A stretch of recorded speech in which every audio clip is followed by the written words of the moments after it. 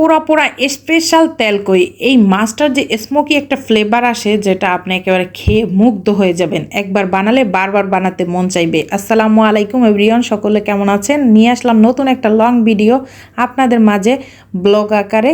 যদি ভালো লাগে অবশ্যই একটা সাবস্ক্রাইব করে দেবেন, একটা কমেন্ট করবেন, লাইক করবেন। আর এই যে আজকে নিয়ে নিলাম কিছু মাছ। এই যে দেখেন, আজকে রাতে হাজব্যান্ড নিয়ে আসছিল কিছু মাছ। আমার শাস্তি দেওয়ার জন্য নাকি জানি না, এই দেশি কই মাছ পাইছে সেই জন্য নিয়ে নিছে। আর এখানে আমি সকাল সকাল একটু বেগুন ভর্তা করে ভাত খাবো, এই জন্য একটা বেগুন পোড়া দিয়ে দিলাম। আর এই যে রান্না করতে নিয়ে আসলাম সেই মাছগুলা। এখন এই যে বরফটা ছাড়ার জন্য আমি মাছগুলা বের করে রাখছিলাম আগেই। আর এই যে আজকে লাউ কিন্তু রান্না করব, সেই রেসিপিটা আর একদিন শেয়ার করব। এখন এই যে দেখুন মাছগুলো ঢেলে নিলাম। মোটামুটি ভালোই মাছ, অনেকগুলো মাছ আনছে। আজকে কি শাস্তি দিব, আমি কি তার সাথে ঝগড়া করছিলাম? অবশ্য ঝগড়াঝাটি করি নাই। অযথাই এরকম শাস্তি মানুষ দেয় বলেন তো? এখন এতগুলো মাছ কিভাবে কাটি, আবার রান্না বাড়াও আছে পাশাপাশি। এখন বেগুন ভর্তা করতে দিলাম, সেই জন্য এই যে দুইটা পেঁয়াজ কাইটা তারপর বেগুন ভর্তা করবো, তারপর পাশাপাশি মাছ কাইটা কুইটা ভাত খাবো। এখন আসি মূল কথায়। আসলে কি, যারাই এরকম কাজের পাশাপাশি ভিডিও ছাড়েন তাদের জন্য একটা কথা বলি, যেমন আমার মতো যারা কষ্ট করে ভিডিও করেন আর যারা দেখেন, ভাই দয়া করে একটা লাইক, সাবস্ক্রাইব আর কমেন্ট করবেন। প্রথম একটু অনুপ্রাণিত হই, দেখবেন একসময় এই ভিডিও দিতেও ভালো লাগে। আর এখানে আমি কিছু মাছ কাটার জন্য ছালি নিয়ে আসলাম। আর দেখেনি তো গাছ, আমার বেলকনিতে কিছু ফুল গাছ আছে, সেইটাও ক্যামেরাবন্দি করলাম। এখন আমি এই মাছগুলো কাটবো। মাছগুলো তো দেখা যায় যে 2 মিনিটেই দেখবেন যে মাছ কাটা শেষ, কিন্তু এই মাছটা কাটতে আমার প্রায় 2 ঘন্টা লেগে গেছে জানেন। এই যে শুট করি, বাচ্চা কাচ্চা সামলাই, তারপর এই মাছ মুছ কাটাকাটি করলাম, তারপর রান্না বাড়া, তারপর তো হচ্ছে খাওয়া দাওয়া, তারপর পরিবেশন করা। এত কিছু সাজিয়ে গুছিয়ে আমি অবশ্য করতে পারি না। এখন পাশাপাশি দেখি যে নিজের জন্য কিছু করতে পারি কিনা, বাচ্চাদের জন্য। এখন এই জন্যই এই প্ল্যাটফর্মে আসা। এখন দেখেন আপনাদের সাথে গল্প করছি আর মাছগুলো কাটা এবং হচ্ছে এই ফাঁকে একটু বাচ্চাও ভাত খেতে চাচ্ছে, এই জন্য করলাম কি কিছু পেঁয়াজ আর শুকনো মরিচ টেলে নেওয়া, সেগুলো একসাথে লবণ দিয়ে তারপর ভালোভাবে কচলিয়ে তারপর সেই বেগুনটা ভর্তা করে নিলাম। আর আমার মতো এরকম কে ভর্তা বানান কাঁচা পেঁয়াজ দিয়ে, অনেকে আছে ভাজা পেঁয়াজ দিয়ে ভর্তা বানায়। আর এইটা এত গরম ছিল, বাচ্চা ওই দিক দিয়ে বেগুন ভর্তা দিয়েই ভাত খাবে, এই জন্য আর কি করার, এখন 3G বুদ্ধি খাটাবো। দেখেন একটা বাটি নিয়ে নিছি, এটা তলানিটা দিয়ে তারপরে এইভাবে মেশ করে নিচ্ছি। বাচ্চারও তো মন রক্ষা করতে হইবে। তারপর দিয়ে দিলাম সরিষার তেল, একটু সরিষার তেল বাড়িয়ে দিলে একটু ভালো লাগে। তারপর এখানে বাচ্চার ভাত খেতে দিলাম। আর এই ফাঁকে আমার মাছ কাটাকাটি শেষ, এখন শুধু ধোয়ার পালা, ধুয়েও নিলাম।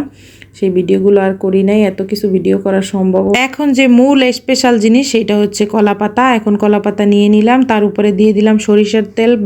বেশি করে কিন্তু সরিষার তেলটা দিবেন, না হলে কিন্তু খেতে একটুও মজা হবে না, যেহেতু এটা আমি ভাজা করব। তারপর দিয়ে দিলাম এখানে সেই কই মাছগুলো অল্প, তারপর হলুদ, মরিচ, পেঁয়াজ, লবণ, আদা, রসুন, মানে যেই মশলা আপনার প্রয়োজন দেওয়ার সব দিয়ে মাখাটা করবেন। ঝাঁকানাকা করে একটা মাখা দিবেন যাতে একেবারে ভিতর পর্যন্ত পৌঁছে যায়। তারপর আর একটু তেল দিয়ে নিলাম। তেল দিয়ে এখন আমার যেটা স্পেশাল জিনিস লাগবে সেটা হলো কাঁটার চামচ। এই কাঁটার চামচ দিয়ে একেবারে ভালোভাবে এইভাবে গুটিয়ে ভিতর পর্যন্ত একেবারে পৌঁছে দেব, যাতে সুন্দরভাবে এটা একেবারে রান্নাটা হয়, ভাজাটা হয়। তারপর একেবারে কলা পাতার উপরে এইভাবে দিয়ে দিলাম। এভাবে দেওয়ার পরে একেবারে সুন্দরভাবে ছড়াই দিলাম। তারপর আর একটু তেল দিয়ে নিব, তেল দিয়ে তারপর একেবারে চুলার উপরে চলে যাব আমরা।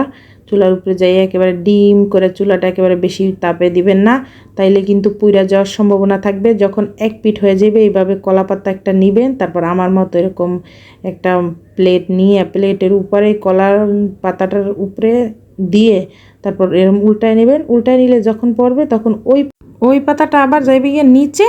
তারপর এই পদ্ধতিটা কিন্তু অনেকেই পারে না, আর এটা আমার করতে কিন্তু অনেক কষ্ট। খেতে তো হলে একটু কষ্ট করতে হবে, মজার যেহেতু লাগা লাগবে। আর তারপর এইভাবে আমি আবার দিয়ে দিলাম আর একটা পাতার উপরে দিয়ে আর একটু তেল দিয়ে তারপর দিয়ে দিলাম ঢাকনা দিয়ে চাপাইয়া দেওয়ার পরে দেখেন আমার প্রায় কমপ্লিট। এখন একটা প্লেটে নামাই নিলাম। জানেন না এটার ঘ্রাণটা জাস্ট অস্থির। আর এইটা যদি একবার বানায় খান, মনে করেন বারবার বানায় খাইতে মন চাইব, এতটা স্বাদ গাইস। তারপরে যে আমি কতগুণ ভাত লইলাম, ভাতের সাথে 2টা কই মাছ নিলাম আর একটু ওই যে ভাজি আর বেগুন ভর্তা নিলাম একটু। এখন একটু সারাদিন কাজ টাজের পর একটু খাইয়া কলিজাটা ঠান্ডা করি। আপনারা কি কন? আর যদি ভাই ভিডিওটা ভালো লাগে, আমার অত কষ্ট করে ভিডিওটা বানাই, তাহলে একটা শেয়ার দিয়ে দিও। শেয়ার ওই যে আর কি আর একটা সাবস্ক্রাইব করে দিয়েন বন্ধুরা। আর কত বলবো, আপনি করে তো শোনেন না, না ভিডিও দেখেন না, বুঝি না কিচ্ছু। তারপরে এই দেখেন আমি ভাত খাইতেছি, ভাত খাইতে খাইতে প্রায় শেষ। আর এত মজা হয়েছিল গাইস, কি বলবো।